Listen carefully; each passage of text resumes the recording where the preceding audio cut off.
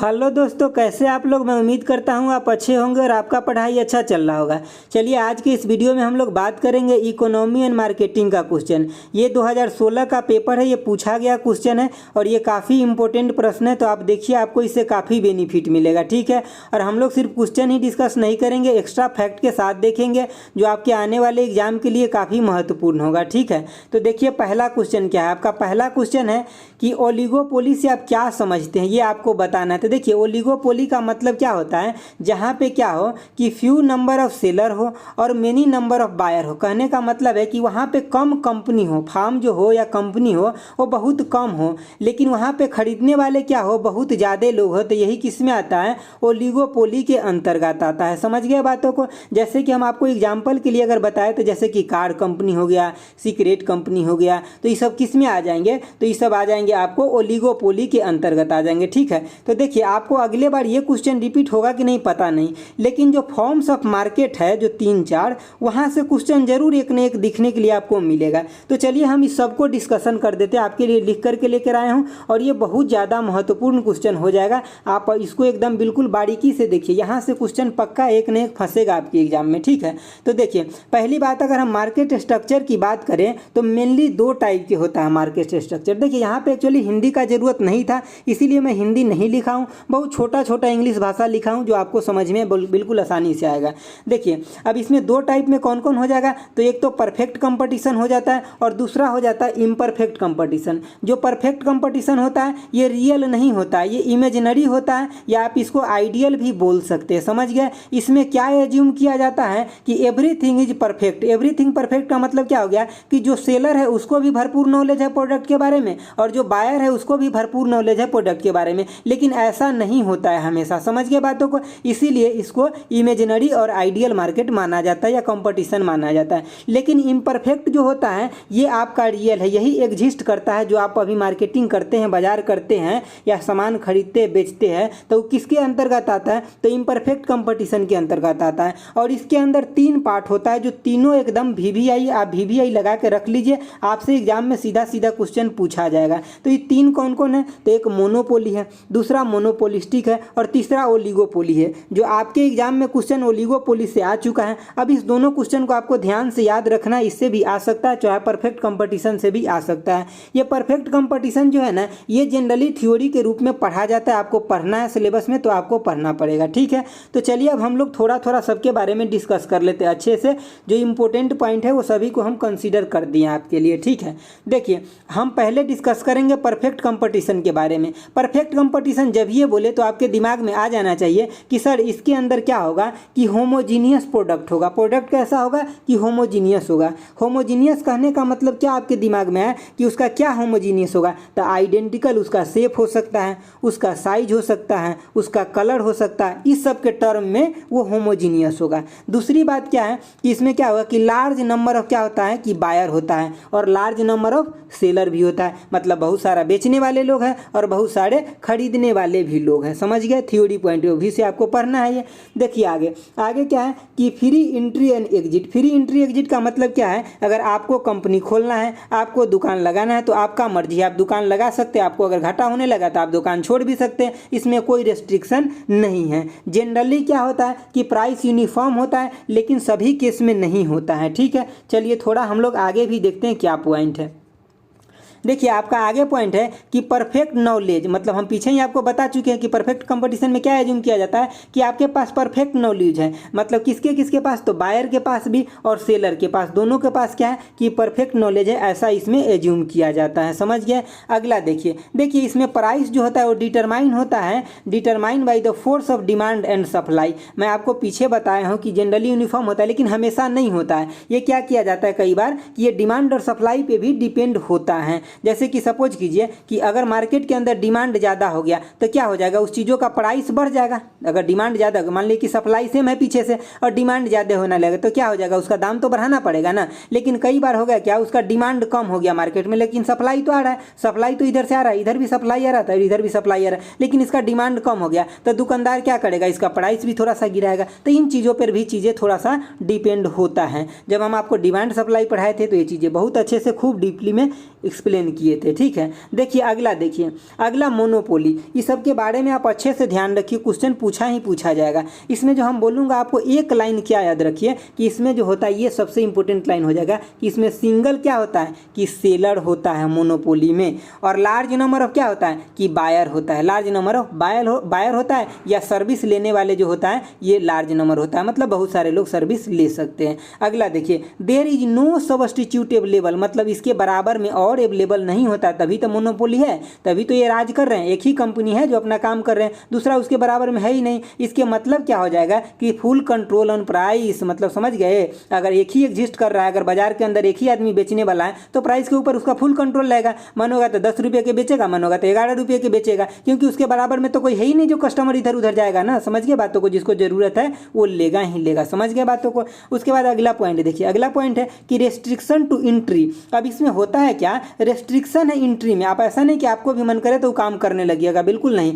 क्योंकि एक्चुअली ये सब जो होता है ना गवर्नमेंट अथॉरिटी के अंदर होता है। समझ गए चीज़ों को, इसीलिए आपको मन होगा तो नहीं कर सकते हैं इतना जल्दी। इसमें करने के लिए आपको क्या करना पड़ेगा, तो सबसे पहले गवर्नमेंट से लाइसेंस लेना पड़ेगा, कुछ पेटेंट राइट होता है वो सब अप्रूव्ड कराना पड़ेगा, उसके बाद आप उसमें काम कर सकते हैं। जैसे कि अगर हम आपको एग्जाम्पल के लिए बताएं तो अभी भारत के अंदर जो इंडियन रेलवे है तो क्या है, अगर सपोज कीजिए अगर आपको बल्क में सामान ले जाना है, सपोज कीजिए कि आपको यहाँ से जम्मू एंड कश्मीर इधर के तरफ से आपको किधर लेकर के जाना है, बिल्कुल इधर कन्याकुमारी तक आपको सामान लेकर के अगर जाना है तो क्या कीजिएगा, आप बस से सामान लेकर के जाइएगा। जितना सामान नहीं होगा उतना आपको पैसे लग जाएगा, तो आप किससे ले जाइएगा, ट्रेन से लेकर के जाइएगा आने की, ताकि आपको भाड़ा खर्चा बच सके। तो उस केस में आप किसको प्रीफर कीजिएगा, तो सिंगल और सिंगल क्या बच जाएगा आपके पास, इंडियन रेलवे बच जाएगा। तो उस केस में आप इंडियन रेलवे को कैसे, किस नज़रिया से देखिएगा कि ये इसके लिए मोनोपोली है। समझिए बातों को, मतलब इसका आपके लिए दूसरा सब्स्टिट्यूट अवेलेबल नहीं है सेम पैरेलल लाइन में। आप क्या कीजिएगा, दूसरा पटरी बिछा करके ट्रेन लेकर के थोड़ी ना जाइएगा, आप इंडियन रेलवे से ही जाइएगा। और ये आप बिछा भी नहीं सकते, ये चीज़ें आपके पास पेटेंट राइट नहीं मिलेगा, गवर्नमेंट के लाइसेंस नहीं मिलेगा इसके लिए, तो ये सब किस में आ जाएगा, इंडियन रेलवे। तो ये आ जाएगा आपका मोनोपोली के अंदर आ जाएगा। तो आप समझ गए बातों को। चलिए आगे देखते हैं। आगे है आपका जो मोनोपोलिस्टिक। देखिए इसमें थोड़ा सा डिफरेंस है मोनोपोली से। बहुत लोगों को मोनोपोली और मोनोपोलिस्टिक में डिफरेंट ही पता नहीं चलते रहता, लेकिन हम आपको आज समझाने का पूरा कोशिश करते हैं। आप समझने की कोशिश कीजिए, आपको काफ़ी बेनिफिट होगा, ठीक है। देखिए यहाँ पे क्या होता है कि लार्ज नंबर ऑफ क्या होता है कि यहाँ पे बायर होता है, तो लार्ज नंबर ऑफ बायर तो वहाँ पे भी था, सही बात है, लेकिन यहाँ पे लार्ज नंबर ऑफ क्या हो जाएगा, सेलर भी हो जाएगा। तो फिर बोलिएगा आपकी सर होमोजीनियस में इसमें अंतर क्या रह गया। मैं बताता हूँ ना क्या अंतर है। देखिए यहाँ पे अंतर है कि यहाँ पे साइज जो होगा ना, फार्म का जो साइज होगा वो स्मॉल होगा। कैसा फार्म का साइज होगा, स्मॉल होगा। लो इन्वेस्टमेंट लगेगा, लेस इंप्लॉय होगा, कम ही लोग के बीच में स्टार्ट कर लिया जाएगा। जैसे कि आप बहुत सारे गांव में ऐसे देखते हैं कि छोटे छोटे उद्योग धंधा अपना लगा करके और 4-5 लोग मिल करके करते रहते हैं, अपना सामान प्रोडक्शन करते हैं और बाजार में बेचते भी रहते हैं, छोटे छोटे सामान बना करके भी। तो वो किस में आ जाएगा, मोनोपोलिस्टिक में आ जाएगा। उनका इन्वेस्टमेंट भी कम लग रहा है और उनका एम्प्लॉय भी कम लग रहा है। जैसे कि आप हिंदी में मैं बोलूँ ऐसे समझते हैं, कुम्हार समझते हैं, जैसे कि घड़ा उड़ा बना करके जो बेचते हैं, तो वो भी तो क्या है, एक छोटा सा उनके पास क्या है, एक इंडस्ट्री ही तो है जहाँ पे वो सब कुछ बना करके पका करके और बाजार में बेचते हैं, ठीक है। तो उनके पास क्या है, लेस इंप्लॉय लग रहा है, मतलब कम ही लोग के बीच में कर ले रहा है, 4-5 लोग घर के बीच है, उन्हीं लोग मिलके बना ले रहे हैं और उनके इन्वेस्टमेंट भी कम लग रहा है, सिर्फ मिट्टी लग रहा है और चाक लग रहा है, पकाने के लिए कुछ लग रहा है। तो वो सब किस में आ जाएंगे, मोनोपोलिस्टिक में आ जाएंगे। समझ गया। उसके बाद क्या यहाँ पे देखिए, डिफरेंशिएट प्रोडक्ट यहाँ पे क्या होता है कि अवेलेबल होता है। कहने का मतलब सब्स्टिट्यूट गुड जो है अवेलेबल है, मतलब उसके बराबर में प्रोडक्ट अवेलेबल है और भी कोई बेच सकता है और भी कोई मार्केट अपना लगाया हुआ है। कई बार एग्जाम में पूछा गया है कि जो टूथपेस्ट है किसका एग्जाम्पल है, तो ये मोनोपोलिस्टिक का एग्जाम्पल है। आपको डायरेक्ट याद रखना है, कोई संधि विच्छेद नहीं करना है, ठीक है। इसमें डायरेक्ट याद आपको क्या रखना है कि टूथपेस्ट जो किसका एग्जाम्पल है, तो मोनोपोलिस्टिक का एग्जाम्पल है। आगे देखिए यहाँ पे डिफरेंशिएट प्रोडक्ट कहने का मतलब है, यहाँ पे देखिए जैसे कि आप कलर में, टेस्ट में, कंपोजिशन में थोड़ा बहुत डिफरेंशिएट हो सकता है। कैसे कि जैसे कि देखिए सपोज कि जब आप टूथपेस्ट लेने के लिए जाते हैं तो अपना अलग अलग जो कंपनी बनाए, तो कोई कंपनी क्या बोलता है हम इसमें नीम डाल के बनाए हैं, कोई बोलता है हम साल्ट की मात्रा अधिक डालें, मतलब अपना अलग अलग कंपोजिशन, अलग अलग टेस्ट, अलग अलग कलर बताते हैं। जैसे कि आजकल तो आप दुकानदार से पेस्ट भी खरीदने जाइएगा तो पूछेंगे, क्या पूछेंगे कि आपको व्हाइट वाला चाहिए या कलर वाला चाहिए, तो आपको बताना पड़ेगा कौन सा कलर का चाहिए। तो ये सब आ रहा है डिफरेंशिएट प्रोडक्ट के अंदर, समझ गए। तो किसके अंतर्गत आ जाएगा, मोनोपोलिस्टिक के अंदर आ जाएगा। उसके बाद देखिए यहाँ पे प्राइस पॉलिसी जो होता है फार्म के द्वारा, ये प्राइस टेकर होते, प्राइस मेकर नहीं होते। कैसे कि मैं बताता हूँ, समझने की कोशिश कीजिए। प्राइस टेकर कैसे होते हैं कि एक्चुअली होता है ना, जैसे कि छोटा छोटा बहुत सारा फार्म है, तो ये क्या किया है ना कि मान लिया जाए कि सबका लगभग मतलब जो प्राइस होता है वो एक ही जैसा होता है। अगर एक वो मान लिया जाए कि कोई छोटा फार्म है, वो अपने प्राइस का इसके लिए, क्योंकि इसके सब्स्टिट्यूट गुड अवेलेबल है, ये अपना अगर मान लिया कि यहाँ पे फार्म ए है, यहाँ पे बी है, यहाँ पे सी है, अगर ये अपने प्राइस का मतलब इसके बराबर ही इसका भी प्रोडक्ट है और इसका भी प्रोडक्ट है, लगभग सबका प्रोडक्ट बराबर है, अगर ये अपना प्राइस बहुत बढ़ा देगा तो इधर से कस्टमर जो होगा किधर की तरफ मूव कर जाएगा, इधर की तरफ मूव कर जाएगा, फिर इसके पास रुकेगा ही नहीं, क्योंकि इसके बराबर का गुड्स तो बाजार में अवेलेबल है ना। तो इसीलिए लगभग इस सब का प्राइस क्या होता है कि प्राइस ही टेकर होते हैं, क्योंकि सबका प्राइस लगभग बराबर ही बांधे रहते हैं, तो ये सब प्राइस टेकर होते हैं, मतलब जितना प्राइस बांधा हुआ है वही प्राइस कस्टमर देता है और सामान को ले जाता है। हम एक सिंपल भाषा आपको समझाते हैं देसी भाषा में। देखिए सपोज कीजिए कि यहाँ पे ऑटो वाले भाई साहब है, क्या है, ऑटो वाले भाई साहब है। अब यहाँ पे ये ऑटो लगा करके भाई साहब खड़े हैं, बहुत सारे स्टैंड के अंदर बहुत सारे ऑटो लगा हुआ है, समझ गए। तो ये लोग क्या है कि सपोज कीजिए कि 10 किलोमीटर जाना है, तो ये लोग फिक्स किए रहते हैं पहले से भाड़ा, क्या फिक्स किए रहते हैं कि भाई 10 किलोमीटर जाना है तो हम लोग कितना 50 रुपया लेना है, तो सब उतना ही भाड़ा लेता है, 50 रुपया ही लेता है। यहाँ पैसेंजर चढ़ा है और यहाँ उतरा था, उसको 50 रुपया देना है। तो ये लोग कैसे है, प्राइस टेकर है, मेकर नहीं है। ये रास्ता में जाकर ऐसा नहीं बोलेंगे भाई आपको 100 रुपया देना है, ऐसा नहीं बोलेंगे, प्राइस टेकर है। ये प्राइस मेकर बन जाएंगे ना, तो सब ऑटो वाले मिल करके जो एक ऑटो वाले जो प्राइस मेकर बनेंगे उनको कूटने लगेंगे। क्यों? क्योंकि कभी ज़्यादा करेंगे कभी कम करेंगे तो इनका बैलेंस खराब होते जाएगा। इसीलिए ये लोग भी क्या है, एक तरीके से प्राइस टेकर ही है, मतलब एगो प्राइस रख लिए उसी प्राइस को बार बार लेते हैं। चलिए आगे देखिए, आगे देखिए, ये जनरली केस में होता है। अब मैं 100% केस की बात कहीं नहीं होता है थ्योरी के अंदर, समझ गया। जो जनरली होता है वही एग्जाम्पल लिया जाता है। आगे देखिए, फ्रीडम है आपका क्या, एंट्री और एग्जिट। देखिए एंट्री एग्जिट आपका मार्केट के अंदर फ्री है, ठीक है। लेकिन अगर आपका कोई बड़ा कंपनी धीरे धीरे बन जाता है, सपोज कीजिए आपका अभी छोटा कंपनी, लेकिन आपका धीरे धीरे अगर बड़ा कंपनी बन जाता है तो आप क्या करते हैं, एक पेटेंट राइट ले लेते हैं। क्यों पेटेंट राइट ले लेते हैं? ताकि आपके नाम का क्या हो कि कोई दूसरा भी सेम कंपनी ना खोल दे, इसीलिए आप पेटेंट राइट ले लेते हैं गवर्नमेंट से, समझ गया चीज़ों को। यहाँ पे देखिए कि नॉन प्राइस कंपटीशन होता है, यहाँ प्राइस कंपटीशन तो नहीं होता, ठीक है, प्राइस कंपटीशन बिल्कुल नहीं होता, क्योंकि प्राइस यहाँ टेकर बने हुए लोग। लेकिन ये क्या करते हैं कि बहुत सारे छोटे छोटे कंपनी है कि वो अपना अलग से एडवर्टाइजमेंट जरूर करने लगते हैं। प्राइस तो टेकर बने रहते हैं, प्राइस के आगे पीछे नहीं करते हैं, लेकिन एडवर्टाइजमेंट करने लगते हैं, अपने प्रोडक्ट के बारे में बताने लगते हैं कि मेरा प्रोडक्ट अच्छा है, ये हो फलाना ढमकाना है, ताकि उनका प्रोडक्ट क्या हो, उसी प्राइस के रेट में थोड़ा बिक्री बढ़ जाए उनका, समझ गए बातों को। तो एडवर्टाइजमेंट पर उन लोग खर्च करते हैं, लेकिन अपने प्राइस को गिराते नहीं है। अपने प्राइस को गिराएंगे तो फिर दूसरा कंपटीशन वाले जो मार्केट है वो भी गिरा लेंगे, तो इसीलिए प्राइस को कंस्टेंट रखने की कोशिश करते हैं। लेकिन वहाँ पे करते कि अपने प्रोडक्ट को बढ़ा चढ़ा करके एडवर्टाइजमेंट जरूर करते हैं ज़्यादा सेलिंग के लिए। चलिए अब इतना बात आप यहाँ से समझ गए होइएगा, मैं पूरा उम्मीद करता हूँ। 1 मिनट और आप देखिए ओलिगोपोली। देखिए दोस्तों, एक्चुअली यहाँ पे आपको 15-20 मिनट 25 मिनट टाइम देखने के लिए लगेगा, जो आपके एग्जाम में पक्का आएगा। लेकिन आप सोच सकते हैं कि एक एक पॉइंट के बारे में सब कुछ अच्छे से एक सिंपल भाषा में लिखने में कितना टाइम लगता होगा सोचने में। तो आप इन सब चीज़ों को अच्छे से समझिए, ठीक है, ताकि आपको बेस्ट काम आए। मेरा हमेशा मोटिव रहता है कि हम आपको ऐसा क्या चीज़ दें जो कि आपके एग्जाम में जा करके क्लिक करें और आप एग्जाम में बना पाए। हम हमेशा कोशिश करते हैं आपके लिए यही चीज़, समझिए बातों को। देखिए अब यही क्वेश्चन आपके एग्जाम में आया था ओलिगोपोली। तो ओलिगोपोली में क्या होता है, लार्ज नंबर ऑफ बायर होता है, फ्यू नंबर ऑफ क्या, तो सेलर या फार्म या कंपनी, जो भी बोलना है बोलिए। लेकिन यहाँ पे एक बात को आपको ध्यान रखना है, यहाँ पे जो इंडस्ट्री का साइज होता है ये बहुत बड़ा साइज होता है। ऐसा नहीं कि 2-3 गो घर मिला करके आप एगो इंडस्ट्री खोल दीजिए, बिल्कुल नहीं भैया। क्योंकि हम आपको यहाँ पे एग्जाम्पल के लिए क्या दिए थे कि कार कंपनी का एग्जाम्पल दिए थे, कार कंपनी का। तो क्या आप कार के कंपनी अपने घरे पे खोल लीजिएगा, चलेगा क्या? नहीं ना। तो मतलब इसके लिए आपको एक बड़ा सा सेटअप का जरूरत है, बड़ा इन्वेस्टमेंट का जरूरत है। किसमें? तो जब आप क्या करते हैं कि ओलिगोपोली के अंदर फ्यू नंबर ऑफ जो सेलर है या फार्म है, तो उसको क्या है, बड़ा इन्वेस्टमेंट का जरूरत है, बड़ा एम्प्लॉय का जरूरत है, स्किल एम्प्लॉय का जरूरत है बहुत ज़्यादा, समझ गए बातों को। तो इन सब चीज़ों पर यहाँ पे ओलिगोपोली में विशेष ध्यान रखा जाता है, ठीक है। और देखिए यहाँ पे क्या होता है, लार्ज इन्वेस्ट होता है, इन्वेस्टमेंट का बहुत ज़्यादा जरूरत है, क्योंकि छोटा कंपनी तो है नहीं कि आप 500-2000 रुपये लगा करके खोल लीजिएगा, समझ गए बातों को। चलिए अब हम लोग देखेंगे दूसरा क्वेश्चन, ठीक है। देखिए दूसरा क्वेश्चन क्या है। दूसरा क्वेश्चन है आपका, आप एक एक क्वेश्चन को एकदम बारीकी से समझिए। सिर्फ आंसर बताने के लिए तो हम भी क्या करते, वहाँ से क्वेश्चन उठाते साइड से, आपको 10 मिनट में बता करके चले जाते, उसमें हमारा कोई फर्क ज़्यादा नहीं लगता। हम ये सब क्वेश्चन का एक्चुअली आपके लिए PDF बना लिए थे। उसके बाद हमें ये सॉल्यूशन को ऐड करने के लिए इसको शॉर्ट स्क्रीन ले करके उसके बाद फिर से PDF अलग से बनाना पड़ा, इसीलिए क्वेश्चन का थोड़ा क्वालिटी भी कम हो गया है।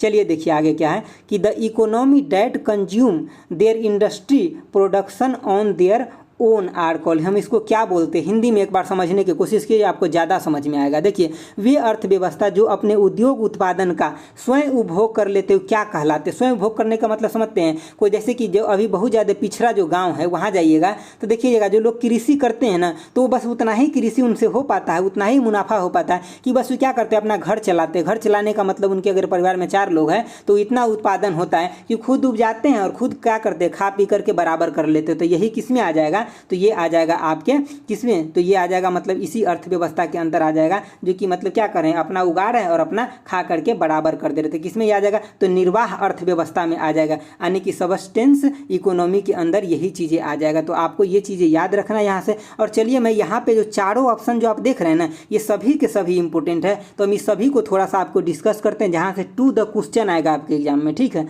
देखिए यहाँ से क्वेश्चन क्या आएगा आपके एग्जाम में कि सबसे पहले बात आपका ऑप्शन था पहला डायनेमिक इकोनॉमी। डायनेमिक इकोनॉमी का मतलब क्या हो गया, जिस चीज़ के अंदर फ्लक्चुएशन आ रहा है, गतिशील अर्थव्यवस्था, मतलब जो भी चीज़ उतार चढ़ाव हो रहा है, ऊपर नीचे जा रहा है हर दिन के दिनचर्या में, उसके बारे में हम इसमें डिस्कशन करते हैं। समझ गए, जैसे कि क्या आ जाएगा, तो जैसे कि वेरिएबल इकोनॉमी के अंदर क्या आ जाएगा, जैसे कि कंजम्पशन फंक्शन की मतलब कितना ज़्यादा खर्च हुआ आज, उसके बाद इनकम, कितना इनकम आया, कितना हम इन्वेस्ट किए, तो ये सब किस में आ जाएगा, हर दिन का जो दिनचर्या होता है, चेंजिंग जो होता है ना, व्हाट चेंजिंग मतलब क्या चेंजिंग आया, तो हम उसमें किस में देखते हैं, इसको डायनेमिक इकोनॉमी के अंदर, गतिशील अर्थव्यवस्था के अंदर हम इन चीज़ों का एनालिसिस करते हैं। समझ गया बातों को। चलिए आगे देखिए, आगे आपके लिए दूसरा पॉइंट है क्या कि डेवलपिंग इकोनॉमी। डेवलपिंग इकोनॉमी का मतलब है क्या कि विकासशील अर्थव्यवस्था। देखिए, विकासशील अर्थव्यवस्था का हमेशा लक्ष्य क्या होता है कि जो चीज़ें है उसके पास अवेलेबल, उसके बेसिक जो चीज़ का ज़रूरत है ना, उसमें क्या करे कि थोड़ा सा बेहतर करे, जो पहले से अवेलेबल है उस बेसिक चीज़ों में जो कमी आ रहा है उसको हम बेहतर करें।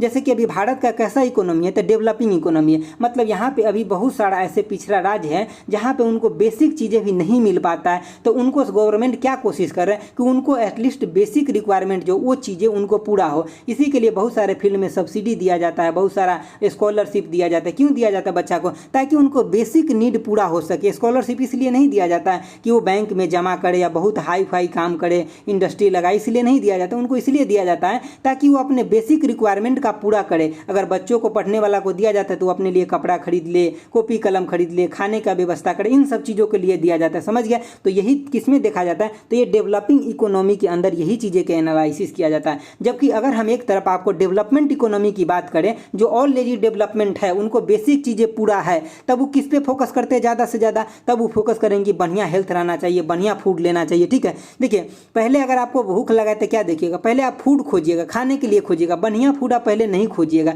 जो जनरल बात है। ठीक है, अगर आप बहुत हाई फाई सोसाइटी से है तो आप बढ़िया खोजिएगा, लेकिन अगर आपको जनरली भूख लगा तो पहले आप खाने के लिए खोजिएगा। तो अब देखिए, जो डेवलपमेंट इकोनॉमी है, जो पहले ही से डेवलप्ड है, उसमें क्या हेल्थ पे, एजुकेशन पे, वर्किंग कंडीशन पे ज़्यादा ध्यान दिया जाता है। समझ गया कि वर्किंग कंडीशन कैसा हो, माहौल कैसा हो। अगर आपके पास जॉब नहीं तो पहले क्या आप जॉब देखिएगा, लेकिन आपके पास जॉब है, अगर आप चेंज करना चाहते हैं तब जॉब का क्या देखिएगा, वर्किंग कंडीशन देखिएगा, फ्यूचर देखिएगा कैसा, तब वो किस में आ जाएगा, जब आप आगे हाई लेवल की चीज़ देख रहे हैं तब वो डेवलपमेंट में आ जाएगा। समझ गया चीज़ों को, दोनों में अंतर क्लियर हुआ ना। चलिए आगे देखते हैं, आगे क्या है आपका। देखिए जो आपका आगे है वो है स्टेबल इकोनॉमी। देखिए स्टेबल इकोनॉमी में क्या होता है कि ऑलरेडी स्टेबल हो चुका है। जब स्टेबल हो चुका है तो इसमें जो मतलब जो ग्रोथ होगा कैसा होगा कि मतलब बहुत ज़्यादा नहीं, एक कांस्टेंट रूप के ग्रोथ होगा। और जब जहाँ पे भी कांस्टेंट ग्रोथ होता है वहाँ पे इन्फ्लेशन का चांस नहीं होता है, मतलब बहुत ज़्यादा प्राइस का बढ़ाव चढ़ाव नहीं होता है वहाँ पे, मतलब लो इन्फ्लेशन का चांस रहता है वहाँ पे। समझ गए ना, इन्फ्लेशन का मतलब होता है मुद्रास्फीति, हमें सब आपको पढ़ा चुके इकोनॉमी वाले वीडियो में। चलिए आगे देखिए, आगे है आपका निर्वाह की अर्थव्यवस्था। निर्वाह अर्थव्यवस्था का मतलब है सबस्टेंस यानी कि इकोनॉमी। इसका मतलब क्या होगा कि जैसे कि आपको सबसे पहले बेसिक जो चीज़ें जरूरी है, बेसिक चीज़ें जैसे कि क्या हो गया कि जैसे कि आपका फूड हो गया, क्लोथ हो गया, शेल्टर होगा, मतलब जैसे कि आपका होम हो गया, इन चीज़ों का जरूरत का पूरा करते हो किस में आता है, तो निर्वाह अर्थव्यवस्था में आता है। समझ गया बातों को। तो देखिए यहाँ पे जैसे कि अगर उनका जैसे कि उनका सरप्लस जो चीज़ें बचता है तो बहुत कम बचता है। जैसे कि आप देखते हैं ना, जैसे कि गाँव के अंदर अगर कृषि है, कोई फार्मर है, अगर वो किसानी करते हैं तो उनको सरप्लस बहुत कम बचता है। उस सरप्लस सरप्लस को अगर बेचते भी है वो तो इस पर्पज से बेचते हैं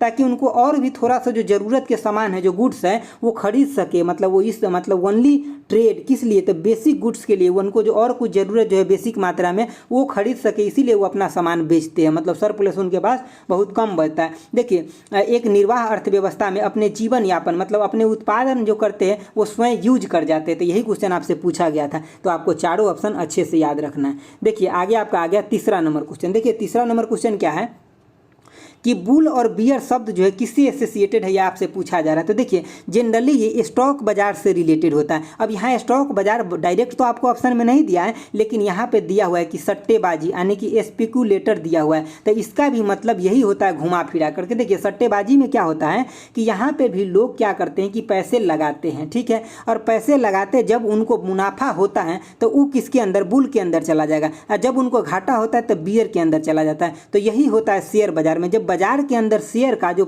मतलब कॉस्ट है वो बढ़ने लगता है, मतलब प्रॉफिट में बाजार जाने लगता है, तो हम उसको क्या बोलते हैं, तो बुल बोलते हैं। और जब यही बाजार में शेयर का रेट गिरने लगता है, जब बाजार गिरने लगता है, तो हम उसको क्या बोलते हैं, बियर बोलते हैं। समझ गए। तो हम थोड़ा सा आपके लिए लिख के भी लाएं, इससे भी आप देखिए आपको काफ़ी मजा आएगा। देखिए यहाँ पे हम शब्द क्या लिखे, सीधे सीधे हो सकता है आपके एग्जाम में दिखे कि बुल और बियर शब्द जो है किससे रिलेटेड है, तो ये स्टॉक बाजार से रिलेटेड है, यानी कि शेयर बाजार से रिलेटेड है। बुल का मतलब होता है जब बाजार बढ़ने लगता है, जब आर्थिक समृद्ध होता है बाजार, ठीक है, मजबूत होता है, तो हम उसको बुल बोलते हैं। और बियर किसको बोलते हैं, जब बाजार में क्या हो, मंदी हो, गिरावट हो जाए, तो हम उसको क्या बोलते हैं, तो बियर बोलते हैं। समझ गए चीज़ों को। चलिए देखते हैं हम थोड़ा सा अब आगे।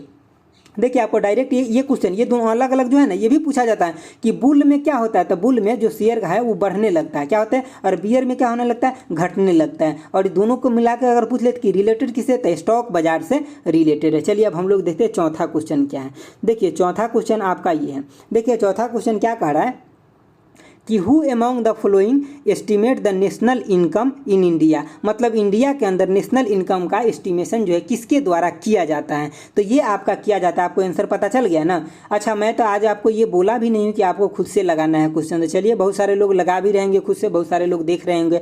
देखिए एक्चुअली मेन बात क्या है ना, जो मैं आपको बताना चाहता हूँ कि देखिए अगर आपको किसी भी गेम को जीतना है ना, तो देख कर नहीं, खेल के सीखना पड़ेगा। समझ गए बातों को। अगर आपको कुश्ती देखना है, तो अगर कुश्ती अगर आपको खेल मतलब अगर जीतना है ना, तो आपको अखाड़ा में चल के उतर के खेलना पड़ेगा। आप सोचिएगा ना कि हम सीधे सीधे टीवी में कुश्ती देख करके टेक्निक सीख करके और जाएंगे और अगला को हरा करके चले आएंगे, तो ये कठिन ही नहीं नामुमकिन पड़ जाएगा। आपको समझ रहे हैं ना। तो इसीलिए हम हमेशा बोलते हैं मेहनत कभी आपका बेकार नहीं जाएगा। समझ रहे हैं, हमेशा मेहनत करते रहिए और मेरे साथ जुड़े रहिए। मैं तो हमेशा कोशिश करता हूँ कि आपको इतना चीज दूँ और भर दूँ ना कि आप एग्जाम में एकदम हिला कर आए और बाद में आप हमको थैंक यू बोले स्पेशल। चलिए आगे देखिए, तो किसके द्वारा एस्टिमेट किया जाता है, तो ये आपको सेंट्रल स्टैटिस्टिकल ऑर्गेनाइजेशन के द्वारा यानी कि CSO के द्वारा क्या किया जाता है ना, कि कैलकुलेट किया जाता है। ठीक है, और बात इतना ही तक नहीं रहेगा। यहाँ पे चारों ऑप्शन जो देख रहे हैं ना, एकदम सुपीरियर है VVI है। हम आपको चारों ऑप्शन बताने के लिए कोशिश करेंगे। देखिए हम एक्चुअली आज ऑप्शन में इसलिए डिस्कस नहीं कर रहे हैं ना, क्योंकि जो हम सब फैक्ट इसमें आपको नहीं बता पाते, छूट जाता है। इसीलिए हम सोचे कि नहीं थोड़ा सा मेहनत ज़्यादा लगेगा, लेकिन आज हम आपको लिख कर देंगे। देखिए तो नेशनल इनकम जो एस्टिमेट किया जाता है, तो सेंट्रल स्टैटिस्टिकल ऑर्गेनाइजेशन के द्वारा CSO के द्वारा क्या किया जाता है, कैलकुलेट किया जाता है। और इसका स्थापना कब हुआ था, तो कई बार पूछा जा रहा है कि CSO की स्थापना कब हुआ था। तो इसका स्थापना हुआ था मई 1951 में, भारत आज़ाद होने के बाद इसका स्थापना हुआ था। ये कई बार क्वेश्चन पूछा गया है कि फर्स्ट टाइम नेशनल इनकम किसके द्वारा एस्टिमेट किया गया था या कैलकुलेट किया गया था, तो ये दादा भाई नौरोजी के द्वारा किया गया था। लेकिन ये आज़ादी से पहले किया गया था, किस काल में, तो 1867 से 68 के बीच में किया गया था। और कितना इनके द्वारा इनकम बताया गया था, तो इनके द्वारा इनकम बताया गया था कि 20 रुपया पर कैपिटा इनकम था। किसके द्वारा बताया गया था, तो दादा भाई नौरोजी के द्वारा बताया गया था। चलिए आगे देखते हैं। आगे आपका कि प्लानिंग कमीशन, ध्यान से सुनिए इसको। देखिए प्लानिंग कमीशन कहने का मतलब क्या है कि कोई भी देश के अंदर प्लानिंग कमीशन जो होता है क्या करता है कि वो एक्चुअली प्लान बनाते हैं, क्या कि हमारा देश 5 साल के बाद कहाँ पे होगा, हमारा देश 10 साल के बाद कहाँ पे होगा, हम इकोनॉमी को कैसे आगे ले जाएंगे, इंडस्ट्री को कैसे आगे ले जाएंगे, देश के अंदर एम्प्लॉयमेंट कैसे जनरेट करेंगे, देश को समृद्ध कैसे बनाएंगे। तो ये सब कहाँ आता है, प्लानिंग कमीशन के अंतर्गत आता है। ठीक है, ये सब किसका काम होता है, प्लानिंग कमीशन का काम होता है। तो देखिए प्लानिंग कमीशन का जो एस्टेब्लिशमेंट हुआ था, स्थापना कब हुआ था, तो 15 मार्च 1950 1950 को हुआ था, 15 मार्च 1950 को हुआ था। आपको डेट भी याद रखना है। दूसरी बात कि अभी इसको रिप्लेसमेंट कर दिया गया किससे, तो न्यू इसका जो रिप्लेसमेंट हुआ किसमें, नीति आयोग में कर दिया। तो अभी जो भारत का एक थिंक टैंक के रूप में माना जाता है नीति आयोग को, तो नीति आयोग के द्वारा ये सब के चीज़ों का प्लानिंग किया जाता है। जैसे कि पहले पंचवर्षीय योजना था ना, तो उसी तरह से अभी क्या, तो नीति आयोग उसके जगह पे काम कर रहे हैं। इसका फुल फॉर्म भी कई बार पूछा गया है नीति का, तो क्या होता है कि national institute for transforming India होता है। इस ट्रांसफॉर्मिंग के जगह ना चेंज करते रहता है चीज़ों को, तो आपको अच्छे से ये याद रखना है, ठीक है। और इसका स्थापना कब हुआ नीति आयोग का, तो 1 जनवरी 2015 को इसका स्थापना हुआ था। समझ गए बातों को। चलिए और आगे देखते हैं हम क्या है क्वेश्चन। देखिए आगे है क्वेश्चन, आगे क्वेश्चन है, ऑप्शन था कि रिजर्व बैंक ऑफ इंडिया। तो देखिए रिजर्व बैंक ऑफ इंडिया के अगर आपसे स्थापना पूछ ले, एस्टेब्लिशमेंट, तो कब हुआ था, 1 अप्रैल 1935 के इसका स्थापना हुआ था, ठीक है। उसके बाद क्या है कि इसका इनिशियल में हेड क्वार्टर कहाँ था स्टार्टिंग में, तो कोलकाता में था। कहाँ था हेड क्वार्टर स्टार्टिंग में, तो कोलकाता में। लेकिन अभी जो प्रेजेंट में है कहाँ पे, तो प्रेजेंट में आपको मुंबई में देखने के लिए मिल जाएगा। इसके अभी गवर्नर कौन है, तो शक्तिकांत दास है, ठीक है। और ये 25वें नंबर के गवर्नर है। ये कौन सा एक्ट के द्वारा एस्टेब्लिशमेंट हुआ था रिजर्व बैंक ऑफ इंडिया, तो 1934 के एक्ट के द्वारा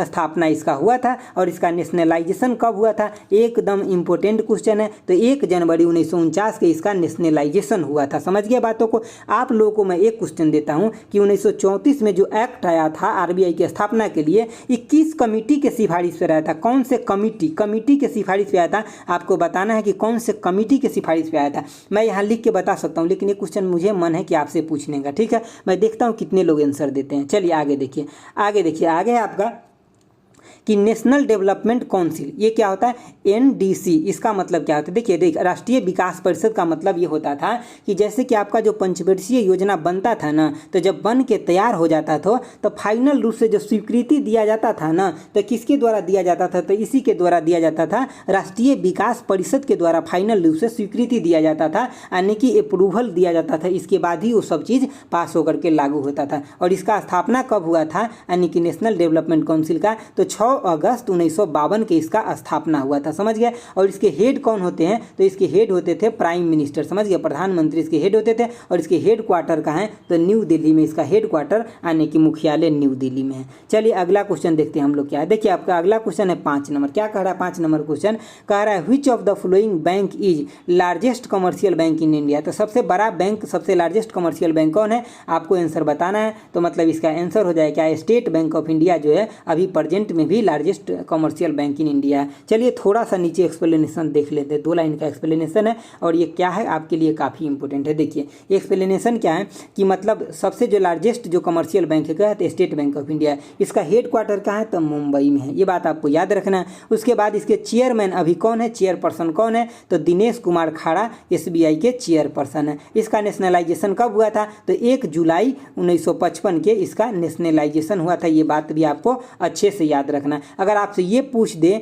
कि फर्स्ट बैंक इन इंडिया, तो आपको क्या बताना है, बैंक ऑफ हिंदुस्तान। आप सीधे ये सर्च मत मारिएगा कि फर्स्ट बैंक ऑफ इंडिया, तो दूसरा कुछ भी आ जाएगा। आपको अगर नेट पे सर्च मारना होगा, चेक करना होगा, तो ऐसे मारिएगा कि bank of Hindustan is first bank of India, तब जाकर के आपको डिटेल आएगा, तब मिलेगा। कई बार आप लोग क्या करते हैं ना, क्वेश्चन का ऊपर से देख लेते हैं और नीचे कमेंट बॉक्स में लिख देते हैं कि सर ये गलत है। नहीं, जब कमेंट बॉक्स में लिखने से पहले आप एक बार वेरीफाई जरूर कीजिए। कल के भी क्वेश्चन में मैं पढ़ाया था wheel and axle plant Bengaluru में, और आप लोगों में से कोई कमेंट कर दिए थे कि सर ये वहाँ नहीं है, छपरा में है। आप सही से क्वेश्चन को तो पहले रीड कीजिए। पिछले जब हम इकोनॉमी मार्केटिंग का क्वेश्चन बताए थे, तो वहाँ पे बताए थे क्या कि मतलब जैसे कि सिगरेट जो कंपनी है, तो ये आ जाएगा आपको ओलिगोपोली में। तो एक लोग कमेंट कर रहे थे सर पेट्रोल पंप क्यों नहीं आएगा। भाई पेट्रोल पंप कैसे आएगा, एक ही को पेट्रोल पंप थोड़ी है। हम सिगरेट कंपनी का बात किए थे, सिगरेट बेचने वाले दुकान की बात नहीं किए थे। अगर आप बात कीजिएगा पेट्रोल प्रोड्यूसिंग कंपनी का, तो ओलिगोपोली में हो जाएगा। लेकिन पेट्रोल पंप कैसे जाएगा, पेट्रोल पंप एक है, आप गिन लीजिएगा, नहीं ना गिन पाइएगा। तो क्वेश्चन को सोचते नहीं और रिवर्स क्वेश्चन को खूब करते रहते हैं।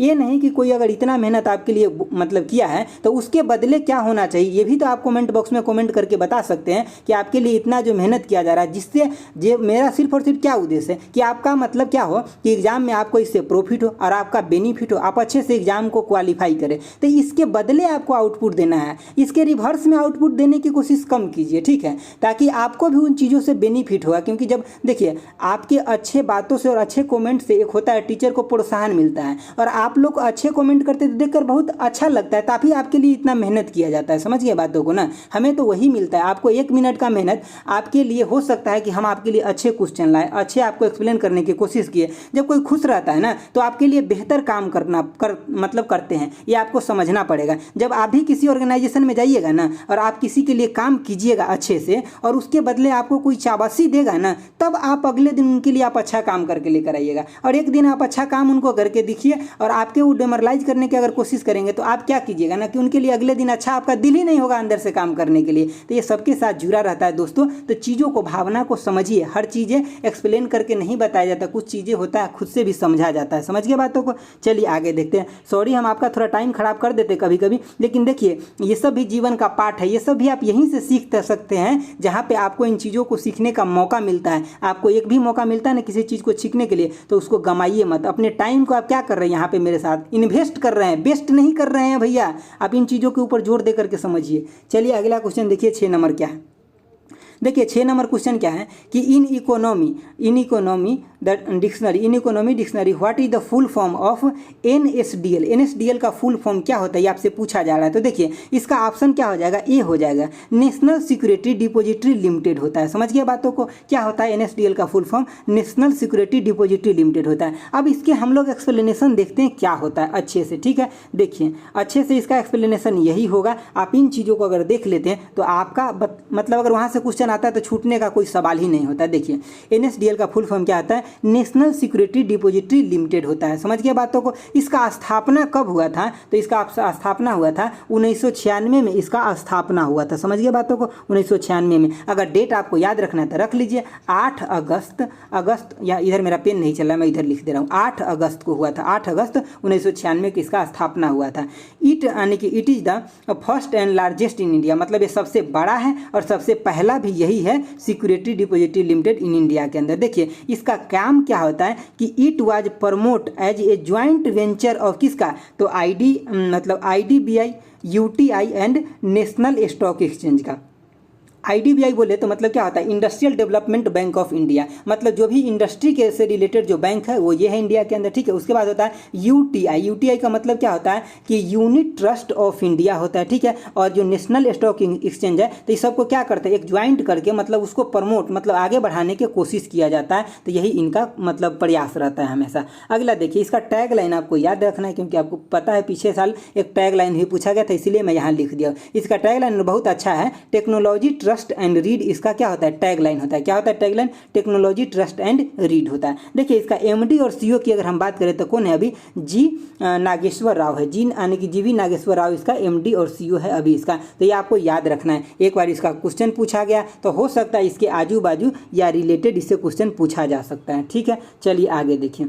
आगे आपका क्वेश्चन है 7 नंबर। देखिए 7 नंबर क्वेश्चन क्या कह रहा है कि which is the most important and first step of the marketing process. देखिए तो मार्केटिंग प्रोसेस का फर्स्ट स्टेप क्या होता है, ये आपको दोनों जगह ये क्वेश्चन काम आएगा। कहाँ तो CRM में भी काम आएगा और उसके बाद क्या तो मार्केटिंग में भी काम आएगा। दोनों जगह आपसे ये काम आने वाले हैं क्वेश्चन। समझ गए। तो देखिए हम इसको अच्छे से समझते हैं, पहले आंसर देख लेते हैं। देखिए इसका फर्स्ट स्टेप क्या होता है कि understanding customer need and requirement. सबसे पहले बात क्या है कि मार्केट का प्रोसेस जो मार्केटिंग है उसका पहला प्रोसेस क्या होता है कि हम क्या करें, कस्टमर के जरूरत को समझे। समझ गए बात को, मतलब ग्राहक के जरूरत क्या है, उसको आवश्यकता क्या है, उन चीज़ों को समझेंगे तभी ना सामान बेच पाएंगे।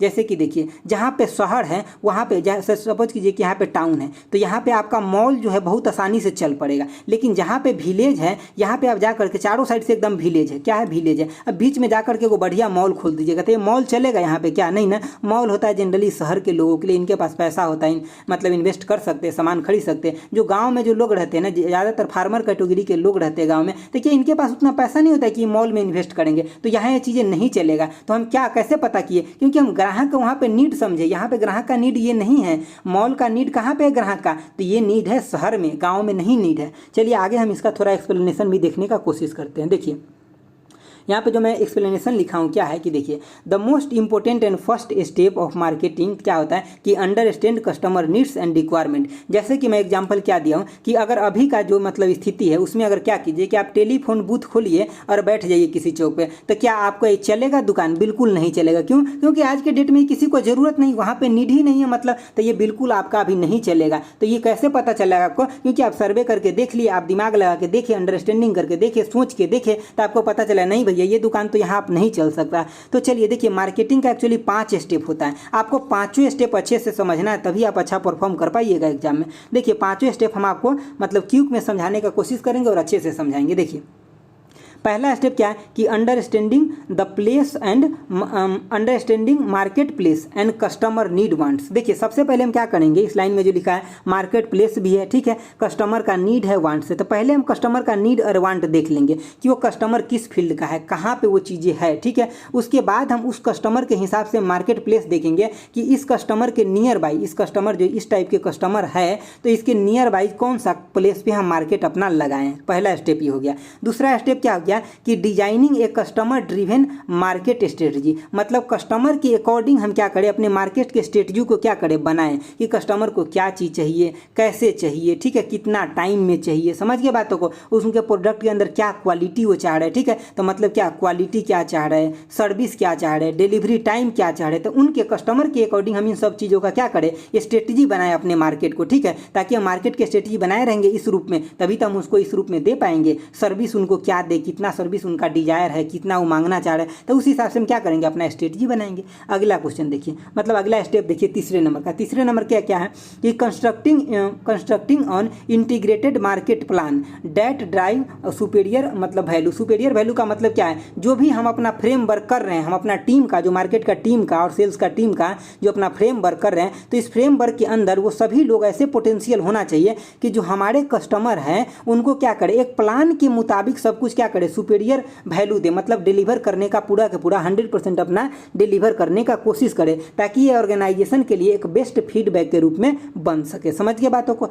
अगला देखिए स्टेप 4 क्या है कि build profitable relationship. Profitable relationship का यहाँ पे क्या मतलब है कि आप ऐसा कीजिए, जैसे कि सपोज कि यहाँ पे एक कंपनी है, कंपनी एक बैठा हुआ है यहाँ पे, देखिए मैं कंपनी थोड़ा सा मैं बताता हूँ, 1 मिनट रुकिए। देखिए यहाँ पे सपोज कीजिए कि ये कंपनी है, ठीक है, ये कंपनी है यहाँ पे, और यहाँ पे एक कस्टमर है, ठीक है, एक कस्टमर है। तो देखिए इसके दोनों के बीच में जितना अच्छा रिलेशन रहेगा प्रॉफिटेबल, तो वो कंपनी के लिए भी अच्छा होगा, कस्टमर के लिए। तो देखिए कस्टमर को बेनिफिट कैसे होगा, तो जैसे कि कंपनी इसको बार बार ऑफर देगा, तो इससे बेनिफिट होगा किसको, कस्टमर को। लेकिन अब इसको ऑफर मिल रहा है, सर्विस भी अच्छा मिल रहा है, प्रोडक्ट भी अच्छा मिल रहा है, कॉस्ट भी अच्छा मिल रहा है, ठीक है, तो ये आप कस्टमर क्या करने लगेगा ना कि वर्ड ऑफ माउथ अब यहाँ पे आ जाएगा। क्या आ जाएगा कि वर्ड ऑफ माउथ यहाँ पे आ जाएगा। वर्ड ऑफ माउथ एग्जिस्ट का मतलब क्या हो जाएगा कि ये जो कंपनी का जो कस्टमर है ना, ये खुद ब खुद क्या करने लगेगा ना कि कंपनी का प्रचार करने लगा कि भाई आप ये प्रोडक्ट ले लो, बहुत अच्छा प्रोडक्ट है। क्यों? क्योंकि ये कंपनी से इसका लगाव बढ़ गया, अटैचमेंट बढ़ गया। जैसे कि आप लोग भी बहुत सारे ब्रांड का चीज़ यूज करते होइएगा, तो अपने दोस्त को तुरंत बता देते होइएगा कि भाई ये ब्रांड का ले लो, मैंने लिया था, बहुत मस्त चला, मजा आ रहा है पहन करके, ठीक है। तो यही बात होता है, वर्ड ऑफ माउथ यहाँ पे आ जाता है। तो यही होता है बिल्ड प्रॉफिटेबल रिलेशनशिप, किसके बीच में, तो कंपनी और कस्टमर के बीच में। चलिए देखिए 5वां स्टेप देखिए आपका क्या है। देखिए फाइनल जो मोटिव होता है किसी भी कंपनी का क्या होता है कि वैल्यू फ्रॉम कस्टमर, मतलब कैप्चर वैल्यू फ्रॉम कहाँ, कस्टमर। मतलब कस्टमर को वैल्यू को इस ढंग से गेन कर लीजिए कि वो लाइफ टाइम आपको क्या दे कि वो अपना खर्च, मतलब वो जो खर्च करना चाहते हैं उसका एक हिस्सा आपको देते रहे। तो देखिए CRM यानी कि कस्टमर रिलेशन मैनेजमेंट का जो अल्टीमेट गोल होता है क्या होता है कि कंपनी और कस्टमर के बीच में एक अच्छा संबंध, मतलब एक अच्छा रिलेशनशिप बना करके रखें, जिसके वजह से क्या कि जो कंपनी है उसका बिजनेस बहुत इजी और स्मूथ वे में चले। तो यही था आपका 5वां स्टेप। इस 5वें स्टेप को आपको बहुत अच्छे से याद रखना है, ठीक है। तो चलिए अब हम लोग देखते हैं अगला क्वेश्चन आपका क्या है। देखिए अगला क्वेश्चन है 8 नंबर। देखिए क्या करा है कि economy planning is an important feature. तो देखिए किसका फीचर होता है इकोनॉमी प्लानिंग, जो इम्पोर्टेंट फीचर होता है ये होता है आपका सोशलिस्ट इकोनॉमी का, यानी कि समाजवाद अर्थव्यवस्था का क्या होता है कि इम्पोर्टेंट फीचर होता है। कैसे, तो देखिए इकोनॉमिक प्लानिंग के अंदर मैक्सिमम से मैक्सिमम कौन सा काम किया जाता है, तो वेलफेयर का काम मैक्सिमम किया जाता है। मतलब यहाँ पे क्या होता है कि गवर्नमेंट का सभी पॉलिसी क्या होता है कि एग्जिस्ट करता है, मतलब गवर्नमेंट के अकॉर्डिंग काम होता है। और इसमें मैक्सिमम ध्यान किसका रखा जाता है, तो नेशन बिल्डिंग का, प्रॉफिट का ध्यान कम रखा जाता है और नेशन बिल्डिंग का ध्यान ज़्यादा रखा जाता है। नेशन बिल्डिंग अगर हम बोले तो जो लोग अमीर है उनको सब्सिडी नहीं देने का, और जो लोग पिछड़े हैं जिनको बेसिक चीज़ों का जरूरत है उनको गवर्नमेंट के द्वारा जो अमीर लोगों से टैक्स आता है उसके मार्फत से उनको ज़्यादा से ज़्यादा चीज़ों दे करके और उनको भी बेसिक चीज़ें नीडों को पूरा किया जाने का कोशिश किया जाता है। वो होता है किसमें, सोशलिस्ट इकोनॉमी में होता है। चलिए हम आपको थोड़ा सा यहाँ पे जो चीज़ें हैं वो हम आपको दिखाते हैं। और देखिए यहाँ पे हम आपको इस तरह से एक्सप्लेनेशन लिख कर लाए हैं ना कि अगर आप देख लेते हैं तो आपको कोई भी क्वेश्चन आएगा छूटने का कोई सवाल नहीं, क्योंकि आपके अंदर दिमाग के अंदर हम इन चीज़ों को फिट कर देंगे। देखिए पहली बात क्या है कि इकोनॉमी प्लानिंग क्या होता है। देखिए इकोनॉमी प्लानिंग के अंतर्गत सोशलिस्ट इकोनॉमी आता है। कहे तो सोशलिस्ट इकोनॉमी बोले तो समाजवाद अर्थव्यवस्था होता है, ठीक है। जैसे कि गवर्नमेंट के पहले जो 5 ईयर प्लान था वो किस में आता है, जैसे कि गवर्नमेंट का पहले 5 ईयर प्लान था, अभी गवर्नमेंट का नीति आयोग है, ये सब किस में आएगा, तो ये सब प्लानिंग के अंतर्गत आता है। गवर्नमेंट इसमें प्लानिंग करता है। क्या प्लानिंग करता है कि भाई कहाँ पे हमको इंडस्ट्री लगाना है ताकि हमारे देश के अंदर ज़्यादा रोजगार मिल सके। उसके बाद कौन सा राज्य पिछड़ा हुआ उसको ज़्यादा से ज़्यादा स्कॉलरशिप दे, उसको ज़्यादा से ज़्यादा मतलब बजट प्रोवाइड करे, उसको आगे लेकर के आए। कौन से राज्य में रोड का प्रॉब्लम है, कौन से राज्य में किस चीज़ों का प्रॉब्लम है, तो वो ज़्यादा से ज़्यादा उनको सुविधा दे करके और उनको क्या करे, आगे लेकर के आए। तो ये किसमें किया जाएगा भाई, सोशलिस्ट इकोनॉमी के अंतर्गत किया जाएगा। आगे देखिए कि आने की it control and regulate by government, ये गवर्नमेंट के द्वारा रेगुलेट किया जाता है। तभी तो जो अमीरों से टैक्स लिया जाता है वो गरीबों के ऊपर खर्च किया जाता है। समझ गए ना बातों को। जैसे कि पीएम किसान योजना चल रहा है, ये मतलब आवास योजना चल रहा है, तो ये सब कहाँ से आ रहा है, गरीबों को जो दिया रहा है वो टैक्स के द्वारा आ रहा है। और ये सब किस में हो रहा है, तो ये सब के सब हो रहा है सोशलिस्ट इकोनॉमी के अंतर्गत हो रहा है। समझ गए बातों को। चलिए देखिए आगे भी देखिए एक दो पॉइंट जो आगे हैं कि यह पब्लिक वेलफेयर के लिए ये वर्क होता है। किसके लिए होता है, पब्लिक वेलफेयर के लिए होता है। उसके बाद क्या है कि equal opportunity to all people in society, मतलब एक सोसाइटी के अंदर रहने वाले सभी पीपल के लिए क्या होगा कि इक्वल अपॉर्चुनिटी होगा। जैसे कि मान लिया जाए कि वहाँ पे अगर कुछ भी आया तो सभी के लिए क्या इक्वल अपॉर्चुनिटी है। आपका अगर मन है तो कर भी सकते हैं, अगर आपका नहीं मन है तो छोड़ सकते हैं, लेकिन आपका उसमें अपॉर्चुनिटी जो है सेम है। जैसे कि सपोज कि जब DFCCIL का फॉर्म आया तो आप सभी लोग का अपॉर्चुनिटी था, ऐसा नहीं कि आपको था और आपके पड़ोसी का अपॉर्चुनिटी नहीं था, वो नहीं भर सकते, ऐसा तो नहीं था ना, मतलब सबको था। तो इसके मतलब इंडिया में भी कैसा होता है, वेलफेयर का काम होता है बिल्कुल। लेकिन इंडिया मिक्स्ड इकोनॉमी के अंदर आता है, हम आपको आगे बताएंगे, ठीक है। लेकिन अगर हम देखें कि फोकस कंट्री कौन सा है वेलफेयर में, तो रसिया क्या हो जाएगा, फोकस कंट्री है किसमें, वेलफेयर में। तो आपको ये भी याद रखना है, ठीक है। तो आगे चलिए अब हम लोग देखते हैं आगे आपका कैपिटलिस्ट इकोनॉमी। कैपिटलिस्ट इकोनॉमी का मतलब होता है पूंजीवाद अर्थव्यवस्था, ठीक है, पूंजीवाद अर्थव्यवस्था। आगे देखिए आगे इसमें क्या लिखा है कि जनरली क्या होता है, प्राइवेट कंपनी एग्जिस्ट करता है यहाँ पे, मतलब जो भी काम होता है वो सब कैसा होता है, तो प्रॉफिट ओरिएंटेड होता है भैया। अगर उसको मन हुआ कंपनी को तो डोनेट कर सकता है, ऐसा बात नहीं है, लेकिन जो उसका पर्पस होता है, जो हम लोग को पढ़ना है थ्योरी के अकॉर्डिंग, वो क्या पढ़ना है कि ये प्राइवेट एग्जिस्टेंस कंपनी होता है। अगर इसमें हम फोकस कंट्री देखें कौन है, तो इसका USA जो होगा, यहाँ पर मैक्सिमम से मैक्सिमम क्या, तो प्राइवेट कंपनी एग्जिस्ट करता है। यहाँ पे कोई वेलफेयर का काम होता है क्या, तो नहीं, वेलफेयर का काम यहाँ पे नहीं होता है। ये कैसा होता है, प्राइस ओरिएंटेड ऑर्गेनाइजेशन होता है। इसमें एजेंट कौन होता है, तो मार्केट होता है। मार्केट एजेंट का कहने का मतलब है कि जो प्रोडक्शन कर रहा है वही डिसाइड करेगा कि हमको कितना में बेचना है। समझ गए ना बातों को। चलिए आगे देखिए, आगे है आपका कि this work on the principle of demand and supply. देखिए डिमांड और सप्लाई के ऊपर डिपेंड करता है। जैसे कि मार्केट के अंदर अगर डिमांड क्या हुआ, मार्केट के अंदर देखिए यहाँ पे डिमांड अगर ज़्यादा आ गया, सप्लाई अगर कांस्टेंट रख लेते, सप्लाई कांस्टेंट रख लेते, डिमांड अगर ज़्यादा होने लगा तो प्राइस ऑलरेडी बढ़ जाएगा। अगर डिमांड क्या हो गया, गिरने लगा, तो इसका प्राइस क्या हो जाएगा, ऑलरेडी गिर जाएगा। तो ये डिमांड और सप्लाई पे ही मार्केट डिपेंड करता है। समझ गए बातों को। उसके बाद देखिए दिस इज ए मतलब प्रॉफिट ओरिएंटेड। तो हम तो आपको ये बता ही दिए कि प्राइवेट सेक्टर एग्जिस्ट करता है और ये होता है कैसा, तो प्रॉफिट ओरिएंटेड होता है। अगला देखिए, अगला है आपका कि मिक्स्ड इकोनॉमी। मिक्स्ड इकोनॉमी में क्या आता है कि मतलब कैपिटलिस्ट भी होता है और सोशलिस्ट दोनों इसमें होता है। मतलब यहाँ पे क्या होता है, मॉडरेट लेवल पे सब कुछ होता है। मतलब वेलफेयर का काम भी होता है और क्या, तो यहाँ पे थोड़ा सा प्राइवेट का भी काम होता है। जैसे कि इंडिया के अंदर अगर फोकस कंट्री की बात करें तो इंडिया क्या है, एक मिक्स्ड इकोनॉमी के अंदर आता है। यहाँ पे बहुत सारा पब्लिक सेक्टर भी कंपनी है, पब्लिक सेक्टर भी है, और बहुत सारा प्राइवेट सेक्टर कंपनी भी है। समझ गया बातों को। तो देखिए पब्लिक सेक्टर के द्वारा क्या किया जाता है, तो ये वेलफेयर का काम जो होता है, वेलफेयर का काम है पब्लिक सेक्टर के द्वारा। लेकिन यहाँ पे प्रॉफिट का काम जो किया जाता है, प्राइवेट सेक्टर के द्वारा प्रॉफिट का काम किया जाता है। तब यहाँ पे क्या हुआ, ये देखिए यहाँ पे मतलब पब्लिक सेक्टर के द्वारा वेलफेयर का काम किया जाता है, तो नेशनल भी बिल्डिंग हो रहा है। देखिए नेशन बिल्डिंग तो हो ही रहा है क्योंकि इसके द्वारा वेलफेयर का काम किया जा रहा है। लेकिन जो प्राइवेट सेक्टर है इसके द्वारा क्या रहा है कि देश को GDP में ज़्यादा बढ़ोतरी मिल रहा है। समझ गए बातों को ना। तो देश विकास भी कर रहा है, यहाँ पे ज़्यादा से ज़्यादा इंडस्ट्री भी लगेगा और मतलब वेलफेयर का भी काम हो रहा है। तो ये किस में होता है, तो मिक्स्ड इकोनॉमी में होता है। और अपना भारत जो है अभी मिक्स्ड इकोनॉमी है। समझ गए बातों को। चलिए अब हम लोग आगे देखते हैं क्वेश्चन आपका क्या है। देखिए आपका आगे क्वेश्चन आ गया 9 नंबर क्वेश्चन। देखिए 9 नंबर क्वेश्चन आपका क्या है, कह रहा है the stock market investor are consider. तो मतलब किसमें कंसीडर किया जाता है स्टॉक मार्केट? तो देखिए जो स्टॉक मार्केट इन्वेस्टर का मतलब क्या है, जो पूंजी लगाता है। सपोज कीजिए कि आप दो दोस्त है, क्या है, आप दो दोस्त हैं, एक का नाम है क्या, राम, और दूसरे का नाम है श्याम। अगर आप दोनों लोग मिल करके एक कंपनी खोले तो इसके मतलब क्या है, आप इस दोनों लोग क्या है, इस कंपनी में इन्वेस्टर है। तो मतलब इसमें दोनों लोग आप क्या है, शेयर होल्डर है इस कंपनी के। अगर आप इसमें से थोड़ा शेयर बेचना चाहते हैं तो थोड़ा बेच लीजिए, कोई और खरीद लेगा तो उस कंपनी के आप क्या हो जाएगा, वो भी एक थोड़ा छोटा सा शेयर होल्डर हो जाएगा। समझ रहे हैं ना बातों को, वो भी शेयर खरीद लिया आपसे तो वो भी एक छोटा सा शेयर होल्डर हो जाएगा। आप कितना परसेंट बेचते हैं उसके ऊपर, वो आपके ऊपर डिपेंड करता है। देखिए इसके बारे में हम थोड़ा सा आपको बताने का यहाँ पे कोशिश किए। देखिए इसमें हम क्या बता रहे हैं कि जो इन्वेस्टर होता है ना, जो शेयर होल्डर होता है, ये दो तरह से रोल करता है मार्केट के, मतलब दो तरह से चलता है मार्केट में। कैसे? तो एक तो डायरेक्ट रोल इन कंपनी होता है और दूसरा इनडायरेक्ट रोल इन कंपनी होता है। कैसे? देखिए जो डायरेक्ट रोल जो इन्वेस्टर का होता है तो क्या हो गया, जैसे कि कंपनी के अंदर ही वो ऑफिसर बन के बैठा हुआ है, मतलब अपना इन्वेस्ट भी किया वो कंपनी के अंदर और उसके अंदर वो ऑफिसर भी बना हुआ है। जैसे कि आप स्कूल एक खोल दिए, ठीक है, और उसके अंदर आप प्रिंसिपल भी बन गए, तो आप क्या हो जाएंगे, उस कंपनी के लिए, उस स्कूल के लिए आप क्या हो जाएंगे कि डायरेक्ट तरह का शेयर होल्डर हो गए। समझ गए बात?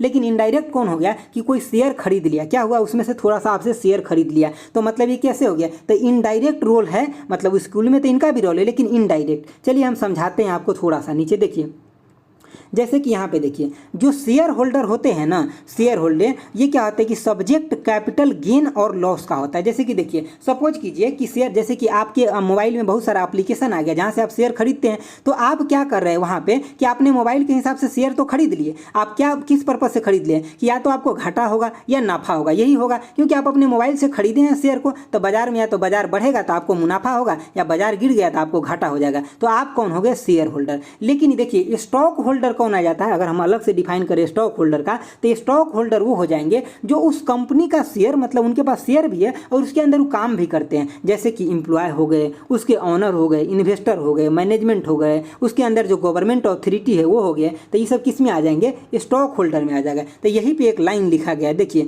कि ये शेयर यानी कि ये share holder also refers to क्या, तो स्टॉक होल्डर, मतलब वो स्टॉक होल्डर भी हो सकते हैं। समझ गए बातों को अच्छे से? चलिए मैं कोशिश किया हूँ कि आपको सब पॉइंट को अच्छे से क्लियर करूँ। अगर आपको एक बार में नहीं समझ में आता है दोस्तों तो दो बार जरूर देखिए, यहाँ से क्वेश्चन न फंसने के कोई सवाल नहीं एग्जाम में। अगला देखिए, अगला आपको क्या डैश डैश डैश और प्रोग्रेसिव टैक्स दिया है। जितना हम आपको टैक्स स्ट्रक्चर पढ़ाए हैं पीछे, इसको तो आप आंख मूंद के क्वेश्चन को मार दीजिएगा और आपका सही हो जाएगा, इनकम टैक्स हो जाएगा। समझ गए बातों को?